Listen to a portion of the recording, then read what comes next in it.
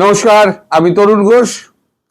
হাদি হত্যাকাণ্ড নিয়ে এখন নতুন মোড় নিচ্ছে। আপনারা অনেকেই হয়তো জানেন না এবং আমিও জানতাম না। ফলে অনেকেই আপনারা জানতে পারবেন না যে আমাদের যে স্পেশাল টাস্ক ফোর্স বেঙ্গলের ছিল, যারা ধরেছিল ফাইজাল এবং ঔরঙ্গজেব দুজনকে, তাদেরকে দিন পাঁচেক আগে এনআইএ আদালতের অনুমতি নিয়ে তাদেরকে নিজেদের কাস্টডি নেয়। এখন এনআইএ পুরো ব্যাপারটা, ন্যাশনাল ইনভেস্টিগেশন এজেন্সি পুরো বিষয়টা দেখছে। আমি আপনাদের আগেও একটা ভিডিওতে বলেছি, এখানে যত তদন্ত হচ্ছে সম্পূর্ণ এনআইএ নিয়ে নিয়েছে। মানে এর আগে আমি একটা ভিডিও করেছিলাম যে আপনার দিনাজপুর থেকে একেবারে ওয়েস্ট বেঙ্গল দক্ষিণ পর্যন্ত, দক্ষিণ 24 পরগনা পর্যন্ত, মানে সুন্দরবন এলাকা পর্যন্ত কিছুটা অঞ্চল কেন্দ্রশাসিত অঞ্চল হচ্ছে। ভোটের পরেই হয়তো এটাই হবে। আর যেহেতু এই অঞ্চলটা কেন্দ্রীয় শাসিত অঞ্চল হয়ে যাবে, তাই এখন থেকে এনআইএ প্রচণ্ড অ্যাক্টিভ হয়ে গেছে। এর কারণ হচ্ছে ওইখানে ওই বর্ডার ঘিরে দিনাজপুর থেকে একেবারে তলা অবধি, মালদা, মুর্শিদাবাদ, বহরমপুর এই অবধি যত সিট আছে সব কিন্তু জামাতের সিট। আর এখানে যখন আমাদের এসআইআর হয়েছে, সব এই জায়গাগুলোর লোকগুলো কিন্তু বাদ পড়েছে। যত বাদ পড়েছে এই 1,20,00,000-এর কাছাকাছি যে লোকগুলো বাদ পড়েছে, যাদের ভোটার আইডি কার্ডের সঙ্গে তাদের পরিচয়ের কোনো মিল নেই, যারা নিজেদের এখানে স্থায়ী বাসিন্দা বলে প্রমাণ করতে পারে, এরকম প্রায় 1,20,00,000, 1.20 crore। তো এটা কম বেশি হতে পারে। ভবিষ্যতে কি এখনো চলছে, গণনা চলছে, মানে ঘাটাঘাটি চলছে, পরীক্ষা নিরীক্ষা কি হবে এখন বোঝা যাচ্ছে না। তো দেখা যাক কি হয়। তো এনআইএ ধরার পর এদেরকে কোর্টে হাজির করা হয়। কোর্টে হাজির করে এদের কাস্টডিতে দেয়। কাস্টডিতে নেওয়ার পর কি কি হয়েছে সেটা যেমন বলবো, এর সঙ্গে ঠিক জড়িয়ে আছে আমাদের জয়শঙ্করের সঙ্গে, বিদেশমন্ত্রী জয়শঙ্করের সঙ্গে আপনাদের প্রধানমন্ত্রী তারেক রহমানের ভারত সফর 2 বা 3 এপ্রিল যেটা হওয়ার কথা ছিল, এবং তারই সঙ্গে জড়িয়ে আছে ডক্টর ইউনূসের হাতে বোধহয় রক্তের দাগ এবার লাগলো। 3টে খবর আমি পরপর বলে যাচ্ছি, চেন ওয়াইজ, একদম প্রত্যেকটা চেনের সঙ্গে প্রত্যেকটা চেন বাঁধা আছে। ফলে আপনাদের শুনতে গেলে পুরোটা শুনতে হবে। এনআইএ এর কাছে 5 দিন আগে যখন হেফাজতে যায়, এনআইএ একটা সফট ট্রিটমেন্ট দেয়, বিশেষ করে ফাইজালকে। গুলিটা চালিয়েছিল ফাইজাল, সে নিজে স্বীকার করেছে ফাইজাল গুলি চালিয়েছিল 160 করে। তো মানে ম্যাজিস্ট্রেট যখন গিয়েছিলেন জেলে, সেখানে 160 করে তিনি দিয়েছিলেন। এবার 160 করে যা যা বলেছে, তারপরে এনআইএ হাতে পাওয়ার পর এনআইএ ট্রিটমেন্টটা একটু অন্যরকম, ভিন্ন ধরনের ট্রিটমেন্ট হয় এনআইএর। সেই ট্রিটমেন্টটা মানে আমি একটা উপমা দিতে পারি আপনাদের। কখনো ধরুন শিঙি মাছের, মাগুর মাছের চৌবাচ্চা হাত পা বেঁধে শুইয়ে দিল, ভাবুন কি অবস্থা হবে। তো ডায়নামো আছে, ডায়নামো থেকে 2টো তার বার করে দিল, দিয়ে বললো ধর। এদিকে ডায়নামো ঘোরাচ্ছে, যেই ঘোরাচ্ছে তখনই বিদ্যুৎ উৎপন্ন হচ্ছে, ছিটকে গিয়ে পড়ছে, বলছে আবার উঠে আয়, আবার ধর, আবার ঘোরাচ্ছে, আবার ছিটকে গিয়ে পড়ছে। এই ধরনের সফট ট্রিটমেন্ট, এগুলো সফট ট্রিটমেন্ট। হার্ড ট্রিটমেন্ট তো আপনারা শুনলে পরে মাথা খারাপ হয়ে যাবে, সে সমস্ত প্রসঙ্গে গিয়ে লাভ নেই, কারণ এটা প্রসঙ্গের বাইরে। তো এইটা যখন মানে হয়, কথাবার্তা যখন শুরু হয়, মানে জিজ্ঞাসাবাদ যখন শুরু হয়, তখন এখানে মানে ওদের তদন্তে যেটা উঠে আসে, ওদের বক্তব্য অনুযায়ী, সেখানে মগবাজার বলে একটি জায়গা আছে, মগবাজারে জামায়াতের একটা অফিস আছে। মগবাজারে জামায়াতের অফিসে আপনার এই হাদি মারা যাওয়ার ঠিক 10 দিন আগে একটা মিটিং হয়েছিল। সেই মিটিংটা হয়েছিল মগবাজার জামায়াতের অফিস, সেখানে এনসিপির লোকেরা ছিলেন, এনসিপির ছেলেরা ছিলেন, বিশেষ করে নাহিদ এবং ওই 26 অক্ষরের যে বালটি আছে কি ভূঁইয়া, আসিফ মাহমুদ সবজি ভূঁইয়া, এখন মনে পড়ে গেছে, আর সব 26 অক্ষর নাম আগে মনে রাখতে পারতাম না। আর ছিলেন প্রধান উপদেষ্টার দুজন প্রতিনিধি, একজন হচ্ছেন ফারুকি আর একজন হচ্ছেন রিজওয়ানা ম্যাম।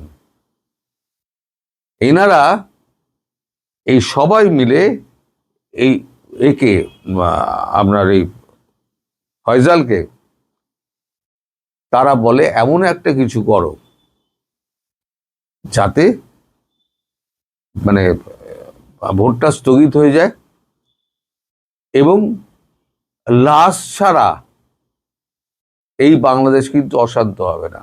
আর বাংলাদেশ যদি অশান্ত না হয় বাংলাদেশ, তাহলে কিন্তু ভোট পেছানো সম্ভব নয়। আর ভোট যদি না পেছায় তাহলে পরে এই আমরা সরকারে থাকতে পারবো না, আর তোমাদেরও নিরাপত্তা কিছু দিতে পারবো না। এর সঙ্গে জড়িয়ে আছে আপনার ডিসেম্বর মনে থাকতে পারে, ডিসেম্বরে প্রয়াত জাপানের প্রধানমন্ত্রী শিনজো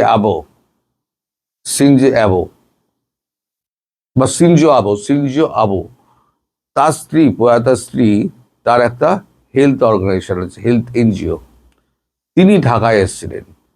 এসে তিনি তখন উপদেষ্টা ছিলেন আমাদের মোহাম্মদ ইউনুসকে তিনি একটা সফরের আমন্ত্রণ জানান জাপানে, যে আমাদের অর্গানাইজেশনে এসে আপনি ভাষণ টাষণ দেবেন। সেই অনুযায়ী তিনি বলেছিলেন আমি মার্চের সেকেন্ড উইকে আমি যাব। তখনই একটা প্রশ্ন উঠেছিল, মার্চের সেকেন্ড উইকে উনি যাবেন কি করে? 12 তারিখে তো নির্বাচন, তাহলে মার্চের সেকেন্ড উইকে উনি যাবেন কি করে? কিন্তু তিনি এ নিয়ে কোনো উচ্চবাচ্চা করেননি। তিনি জানতেন যে নির্বাচনটা আমাকে কোনোভাবে ঠেকাতে হবে, ফলে হাদিকে মারাটা খুব জরুরি ছিল। হাদিকে মেরেছে এই ফয়জাল, বাইক চালিয়েছে হচ্ছে ঔরঙ্গজেব। ফয়জালের সঙ্গে আগে তার পরিচয় ছিল, ফয়জাল সঙ্গে সঙ্গে যাচ্ছিল, হঠাৎ বন্দুকটা বার করে দাঁড়াম করে মেরে দেয়। এবার কেন করলো, কে কে এর পেছনে আছে, উদ্দেশ্যটা কি, সেই উদ্দেশ্য বিদেয় সমস্ত কিছু ফয়জালের মুখ থেকে বেরিয়ে গেছে।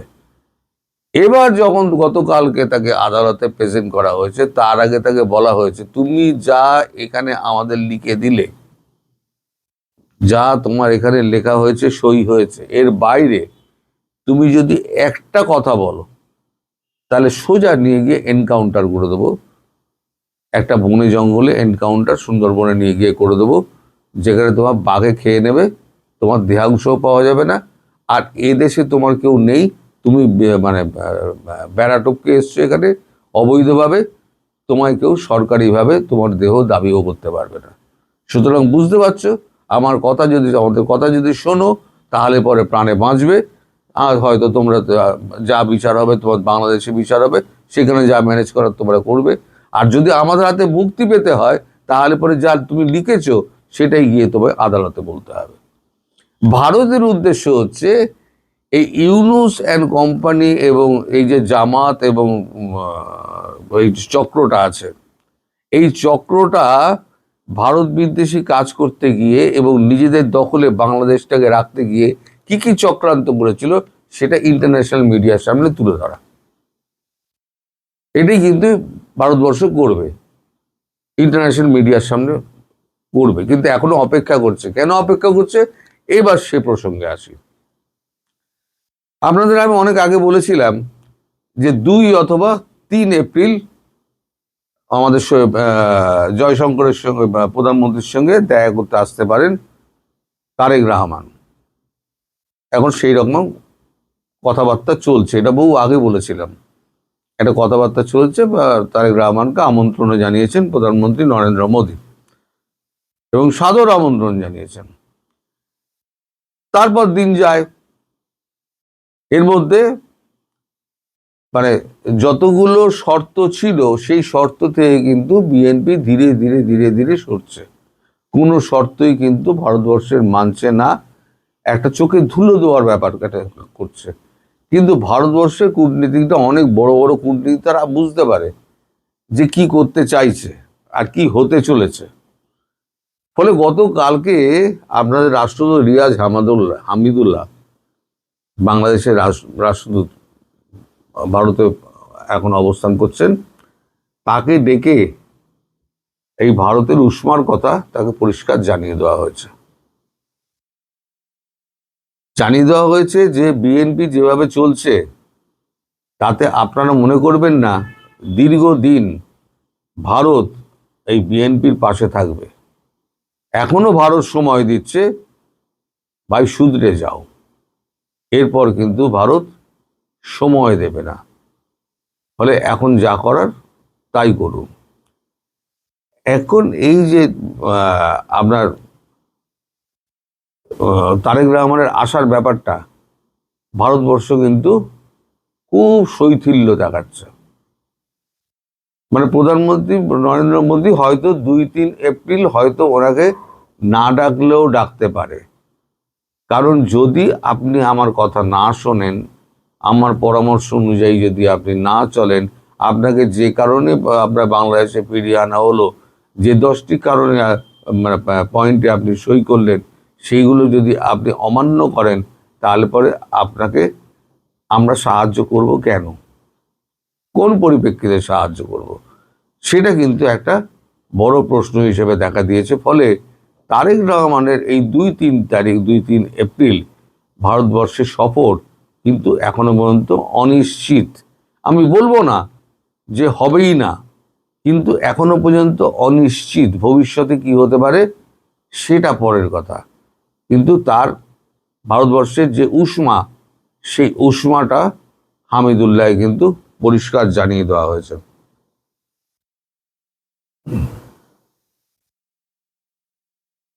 হ্যাঁ, এবার যে প্রসঙ্গটা আসছিলাম সেটা হচ্ছে, এতদিন ডক্টর ইউনূস তিনি সমস্ত কিছু বকলমে কাজ করেছেন, সব বকলমে কাজ করেছেন। এখানে ফেসে গেছেন কি কারণে? এখানে রিজওয়ানা ম্যাডাম এবং এই যে ফারুকি, এই ফারুকিটাকে আমি ধরতে পারলাম না, এই ফারুকি, এরা দুজনে একেবারে পরিষ্কার ওকে নাম করে বলেছিলেন যে ইউনূস সাহেব এটা চান, বাংলাদেশকে অশান্ত করতে গেলে স্যার বলেছেন যে এইটা তোমায় করতে হবে, এর জন্য তোমায় এত টাকা দেওয়া হবে, কত অ্যামাউন্ট আমি জানি না, এর জন্য এত টাকা দেওয়া হবে এবং বর্ডার পার করে দেওয়ার ব্যবস্থাও আমরা করে দেবো, তুমি শুধু কাজটি করবে, কাজটি করে বর্ডার পার হয়ে যাবে, বাকি ব্যবস্থা আমরা করে দেবো, বিজিবিকে দিয়ে আমরা ব্যবস্থা করে দেবো। এই যে কথাটা বলেছেন, সেই কথাটা কিন্তু লেখা হয়েছে। ডক্টর মোহাম্মদ ইউনূস তিনি নির্দেশ দিয়েছিলেন থ্রু রিজওয়ানা ম্যাডাম, রিজওয়ানা হাসান এবং ফারুকি, তার নাম মানে টাইটেল ফাইটেল আমি জানি না, শুধু ফারুকির নামটা জানি। আর এনসিপির ওই 2 পোলা, একটা হচ্ছে নাহিদ আর একটা হচ্ছে গিয়ে ওই 26 অক্ষর, আবার নাম ভুলে গেলাম। তো আপাতত যেতে একদিন যা চলছিল তাতে কিন্তু হাতে রক্তের দাগ লাগেনি, বদনামটা হয়েছে। এবার কিন্তু ইউনূসের হাতে কিন্তু রক্তের দাগ লাগতে চলেছে। ফলে ইউনূস চারদিক দিয়ে কিন্তু ঘেরা পড়ছে। ইউনূসের কাছে কিন্তু বেশি সময় নেই। আমি বলেছিলাম ইউনূসের বিচার হবে ওইখানে আইসিটিতে, ওই আদালতে, ওখানেই তার চরম শাস্তি হবে। সেই দিকেই যাচ্ছে, আপনারা শুধু ধৈর্য ধরে অপেক্ষা করুন। আর বিএনপির ওপরে ভারতবর্ষ আস্তে আস্তে আস্থা হারিয়ে ফেলছে। তার বিনিময়ে, তার প্রতিদানে কি হতে পারে বাংলাদেশে, সেটা আপনারা আন্দাজ করে নিন যে ভারতবর্ষ কি করলে বাংলাদেশের কি বিপদ হতে পারে। সবাই ভালো থাকবেন, সুস্থ থাকবেন, সাবধানে থাকবেন। নমস্কার।